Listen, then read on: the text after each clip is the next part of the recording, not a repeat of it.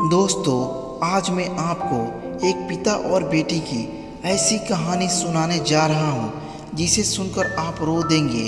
तो चलिए शुरू करते हैं। शुरू करने से पहले अगर आप हमारे चैनल पर नए हैं तो हमारे चैनल को सब्सक्राइब कर दें, लाइक कर दें। एक परिवार था जिसमें पति पत्नी और उनकी एक बेटी थी। पत्नी अपने पति से कहती है, पता नहीं क्या हो गया है हमारी गुड़िया को, कल रात को खाना भी नहीं खाया और रो भी रही थी। अभी सुबह जगाने गई तो फिर से रो रही थी।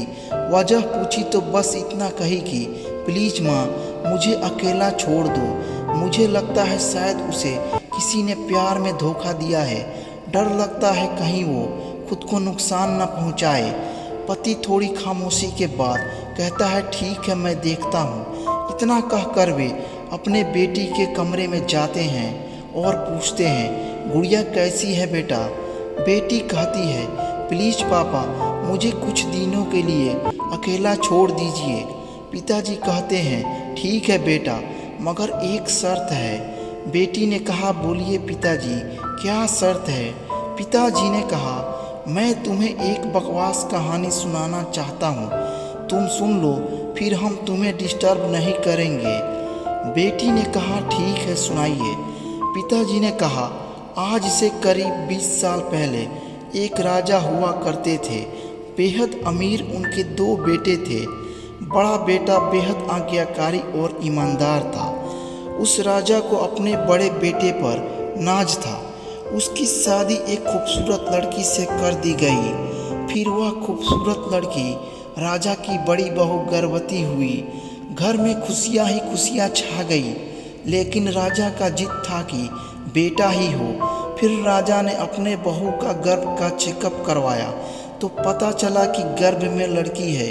राजा ने बेटे को हुक्म दिया कि लड़की को गिरा दिया जाए।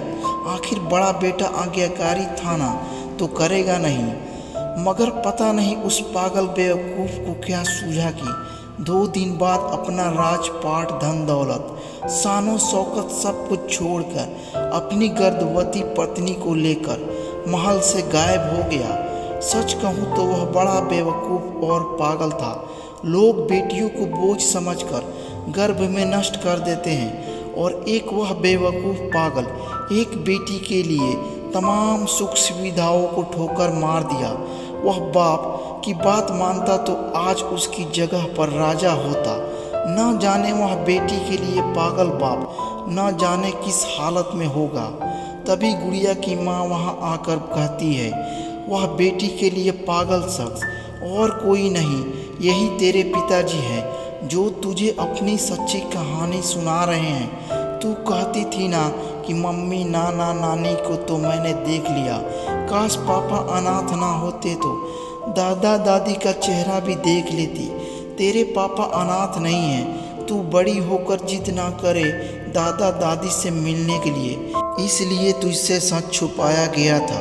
फिर तेरे पापा ने तेरे पैदा होने के बाद एक कसम ली कि तेरे अलावा दूसरा संतान फिर कभी नहीं बनाएंगे। अखबार में इश्तहार देकर तेरे दादा दादी ने बेटी को लेकर ही वापस आने को कहा। मैंने भी जोर दिया वापस जाने को, मगर तुझे गोदी में उठाकर तेरे पापा ने बस इतना ही कहा कि जिस घर में मेरी प्रिंसेस की हत्या का फरमान निकाला गया हो, वहाँ एक राजा कैसे सांसें ले सकता है। अब नज़ारा अलग था। गुड़िया की आंखों में पापा के लिए सम्मान, उनकी मोहब्बत के लिए ढेरों सारा प्यार और उनकी कुर्बानी के लिए इबादत करने की जी कर रहा था। आंसू थमने का नाम नहीं ले रहे थे, मगर सब कुछ अब सिर्फ पापा के लिए था। पापा ने बस आखिरी शब्द इतना ही कहा अपनी बेटी को, मैं नहीं जानता बेटा कि दुनिया तेरे बारे में क्या सोचती है, मगर तू मेरे लिए बेहद अनमोल है। भले आज मैं कहीं का राजा नहीं रहा, मगर तू कल भी, आज भी और सदा ही मेरी प्रिंसेस ही रहेगी। बेटी ने दौड़कर अपने पापा को गले लगाकर रोते हुए कहा, आप असली राजा हो और मैं आपकी प्रिंसेस। सबकी आंखों में आंसू आ गए, मगर वह एक नई सुबह की शुरुआत थी जहां प्रिंसेस फिर से अपनी सियासत में लौट आई थी। बिटिया माता पिता की जान होती है, उनकी आन बान और शान होती है। दोस्तों, यह कहानी आपको कैसी लगी? हाँ, अगर अच्छी लगी तो एक प्यारा सा लाइक कर दे और YouTube चैनल को सब्सक्राइब कर दे, ताकि ऐसी ही अच्छी अच्छी वीडियो और कहानी आपको सुनने को मिले। चलते हम मिलेंगे नेक्स्ट वीडियो में। जय हिंद, जय भारत।